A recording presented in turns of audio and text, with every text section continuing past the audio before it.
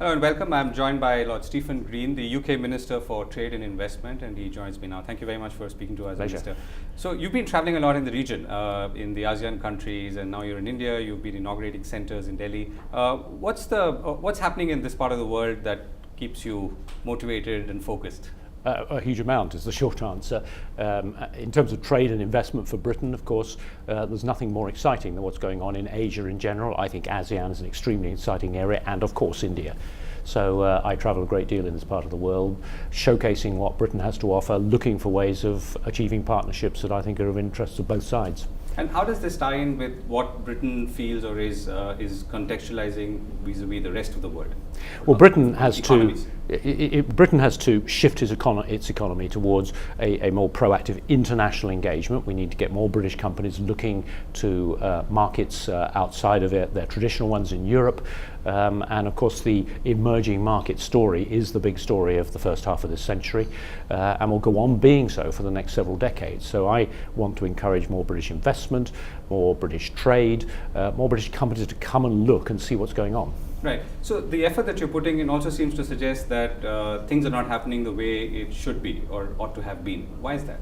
Well, I think if you look backwards, the British have been strong investors, and in many countries we are the number 1, 2 or 3 investor, but we're something like the 10th, 11th, 12th trader.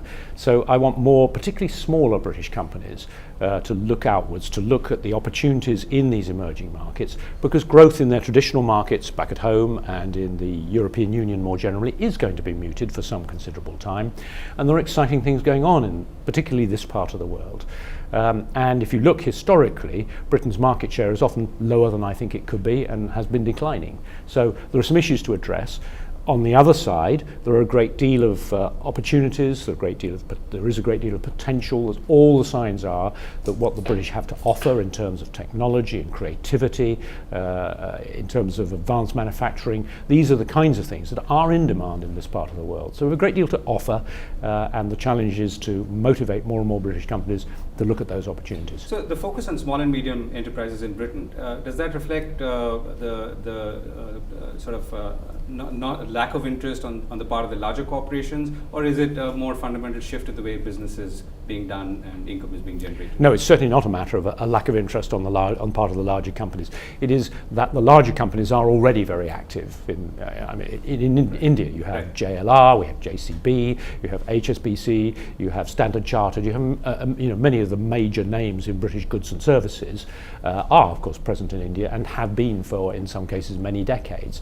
It's smaller British companies who don't know of the exciting things that are going on here that I want to encourage to take a look and to help them to do this. If you are a small company, the first step internationally can be a rather daunting one. And so you mentioned that I've been opening things. I was in Delhi the day before yesterday, opening the first of what will be a series of British business centres. They are there particularly to help smaller British businesses find the partnerships, put down roots, and make a contribution to Indian development. Right, let's look at areas like finance, banking, insurance, where there have been well-known frustrations on the part of British companies wanting to enter India, for that matter, any foreign company. What's your thought there? Well, the Indian government has been looking at the financial services area. It's part, of course, of the discussions for the free trade agreement between the EU and India. I think it's an important area where there is an opportunity for foreign presences to make a contribution to Indian development, and the Indian authorities recognise that. As you know, there's a draft bill particularly for insurance. I think it would be in everybody's interest to progress discussions on that, and certainly it's a prominent feature in the free trade agreement discussions. Are you getting a sense that things are moving forward? So one is, let's say, the government not opening up banking and insurance. The other is you have a huge tax case pending with Vodafone. What's the overall mood and spirit, if I may ask? Well, if you look at what's going on in India, there's a wonderful dynamism that's often bottom up. This is the striking characteristic of Indian development, different from other countries, including one very large one that we can all think of.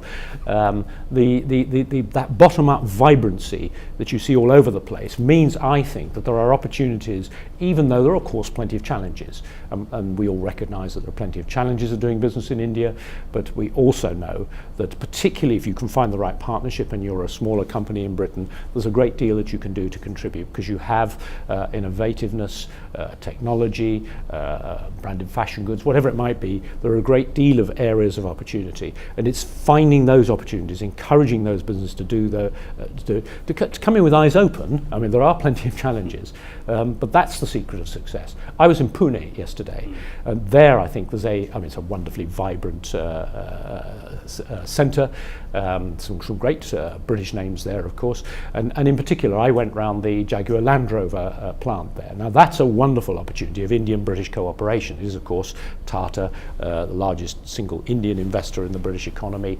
rejuvenating two great British brands and now building up assembly operations and development operations here in India. So if you had a wish list of frustrations, what would they be and in what order? I think that everybody has the same wish list of facilitating, unleashing all of the entrepreneurial energy that exists in this great country.